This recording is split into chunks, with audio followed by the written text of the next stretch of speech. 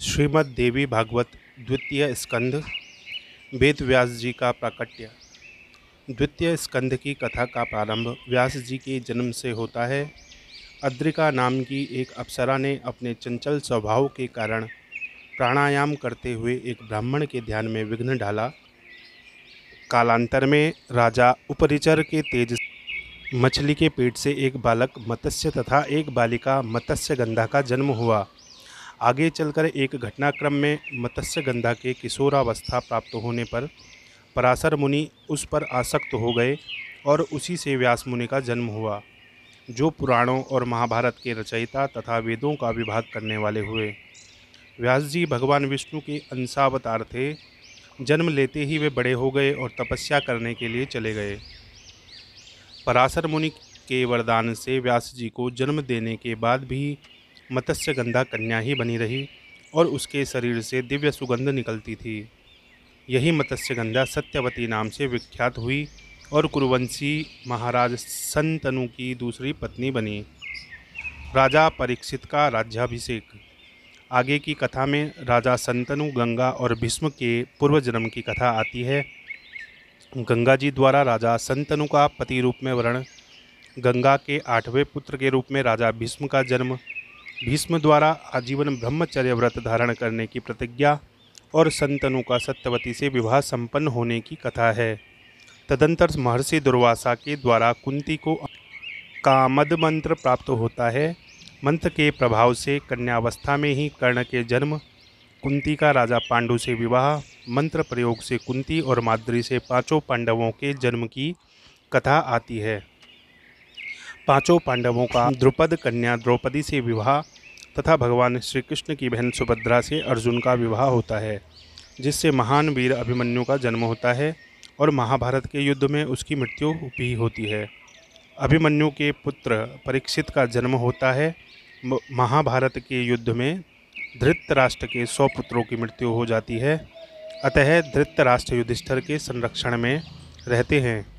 धृतराष्ट्र युधिष्ठिर से प्राप्त धन के द्वारा अपने 100 पुत्रों को और्ध्व दैहिक कर्म तथा पिंडदान आदि कृत्य करके गांधारी को साथ लेकर वन के लिए प्रस्थान करते हैं। साथ में कुंती तथा महामति विदुर भी उनका अनुसरण करते हैं। कालांतर में विदुर, धृतराष्ट्र, गांधारी और कुंती का वन में प्राणांत हो जाता है। पांचों पांडव अपने पुत्र परीक्षित को राजा बनाकर द्रौपदी सहित हिमालय की ओर प्रस्थान करते हैं और वहीं उनका स्वर्गारोहण हो जाता है।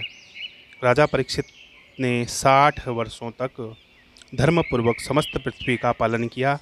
एक दिन वे आखेट के लिए वन में गए और कली के प्रभाव से प्रभावित होकर एक ऋषि के गले में उन्होंने मरा हुआ सर्प डाल दिया, जिसके कारण मुनि पुत्र ने 7 दिनों में तक्षक सर्प के द्वारा राजा को डसने का शाप दे दिया। राजा के द्वारा अपनी सुरक्षा की पूरी व्यवस्था की गई, परंतु वे मृत्यु से बच नहीं सके। राजा परीक्षित की मृत्यु के बाद उनके पुत्र जन्मेजय राजा बने। उन धर्मात्मा राजा के राज्य में प्रजा अत्यंत सुखी थी। एक दिन उतंक नामक मुनि उनके पास आए।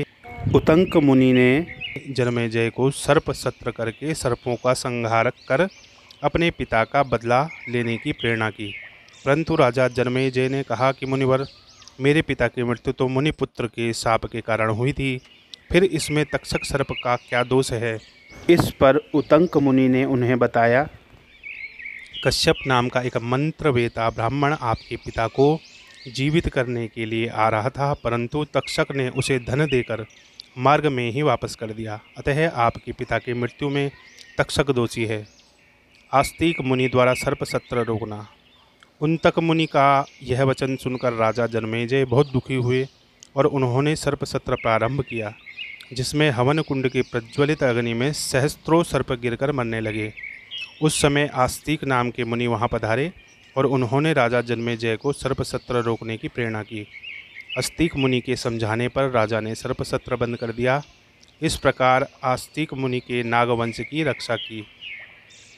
सर्प सत्र रोकने के बाद अशांत चित्त राजा जन्मेजय को श्री वैशम्पायन जी ने महाभारत की कथा सुनाई, परंतु उन्हें शांति नहीं मिली। उन्होंने महामुनि वेद व्यास जी से कहा, हे भगवान, मेरे मन को शांति नहीं मिल रही है। आप कोई ऐसा उपाय करें जिससे दुर्गति को प्राप्त मेरे पिता शीघ्र स्वर्ग चले जाएं। इस पर व्यास जी ने कहा, हे राजन, आप देवी यज्ञ करके श्रीमद् देवी भागवत महापुराण का श्रवण कीजिए। इस पुराण के श्रवण से आपके चित्त को परम शांति की प्राप्ति होगी और आपके पितरों को अक्षय स्वर्ग प्राप्त होगा। इस प्रकार द्वितीय स्कंद की कथा पूर्ण होती है।